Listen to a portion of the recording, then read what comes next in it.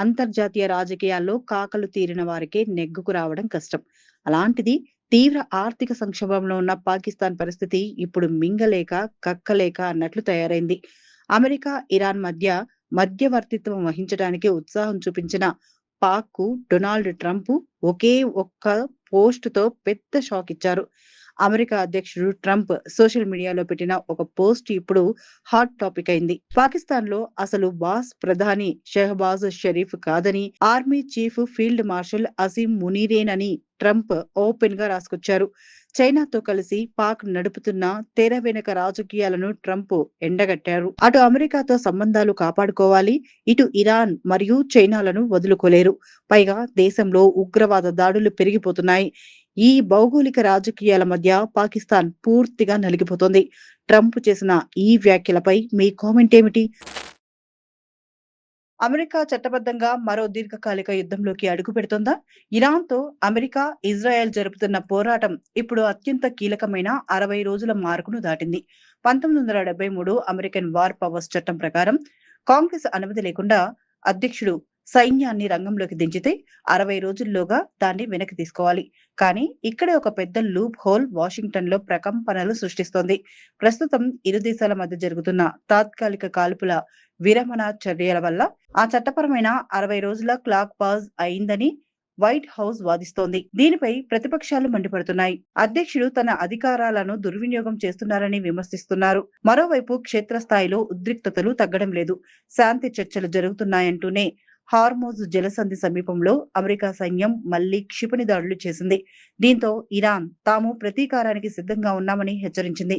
ఈ పరిణామంతో అంతర్జాతీయంగా ముడి చమురు ధరలు ఒక్కసారిగా పెరిగిపోతున్నాయి. అమెరికా వ్యూహంపై మీ అభిప్రాయం ఏంటి? కామెంట్ చేయండి. రష్యా, ఉక్రెయిన్ యుద్ధంలో సరికొత్త ప్రమాదకర వ్యూహం తెరపైకి వచ్చింది. ఉక్రెయిన్ రాజధాని కీవ్ నగరాన్ని పూర్తిగా స్తంభింప చేయడానికి రష్యా సరికొత్త ప్లాన్ అమలు చేస్తోంది.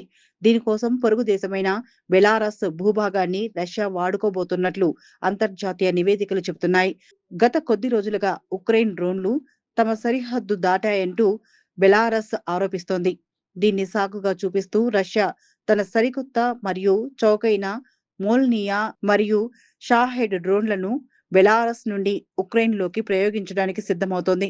దీనివల్ల పోలాండ్ నుండి ఉక్రెయిన్‌కు వచ్చే కీలక సరఫరా మార్గాలను రష్యా సులువుగా దెబ్బతీయగలదు.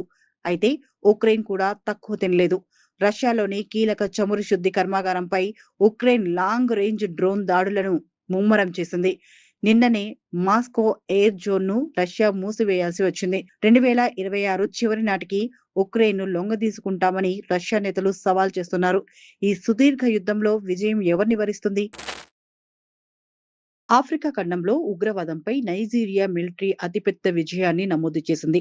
దేశాన్ని వణికిస్తున్న ఉగ్రవాద ముఠాలపై నైజీరియా భద్రతా దళాలు జరిపిన మెరుపు దాడుల్లో వందలాది మంది ఉగ్రవాదులు హతమయ్యారు. నైజీరియా ఆర్మీ అధికారికంగా వెల్లడించిన వివరాల ప్రకారం ఈ మే నెలలో ఇప్పటి వరకు నిర్వహించిన వేర్వేరు ఆపరేషన్లలో 317 మంది అనుమానిత ఉగ్రవాదులను భద్రతా దళాలు ఊచకోత కోశాయి. దేశవ్యాప్తంగా శాంతి భద్రతలను కాపాడటానికి ఉగ్రవాద నెట్వర్క్లను పూర్తిగా రూపుమాపడానికి ఈ స్పెషల్ డ్రైవ్ చేపట్టారు. గడిచిన కొన్నేళ్లుగా నైజీరియాలో బోకో హరాం మరియు ఇతర ఉగ్రవాద సంస్థలు సామాన్య ప్రజలను కిడ్నాప్ చేస్తూ గ్రామాలపై దాడులు చేస్తూ భయాందోళనలు సృష్టిస్తున్నాయి.